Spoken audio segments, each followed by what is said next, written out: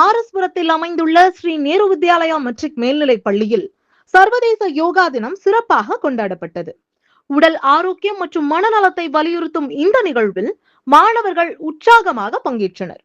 உலக யோகா தினத்தை முன்னிட்டு நடைபெற்ற இந்நிகழ்ச்சிக்கு பள்ளி முதல்வர் திருமதி பங்கஜ் தலைமை வகித்து அனைவரையும் வரவேற்றார். பள்ளியின் தலைவர் மகாவீர் போத்ரா மற்றும் செயலாளர் கோபால் பொராடியா ஆகியோர் கலந்து கொண்டு விழாவை சிறப்பித்தனர்.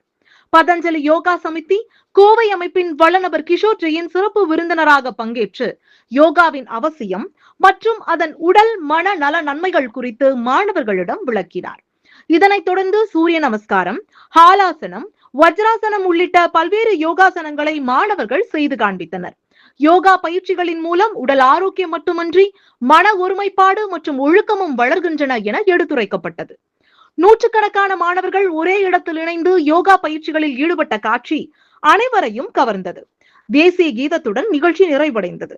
ஆரோக்கியமான வாழ்வியலை நோக்கி மாணவர்களை வழிநடத்தும் வகையில் நடைபெற்ற இந்த யோகா தின விழா பெற்றோர் மற்றும் ஆசிரியர்களிடையே பெரும் வரவேற்பை பெற்றது குறிப்பிடத்தக்கது.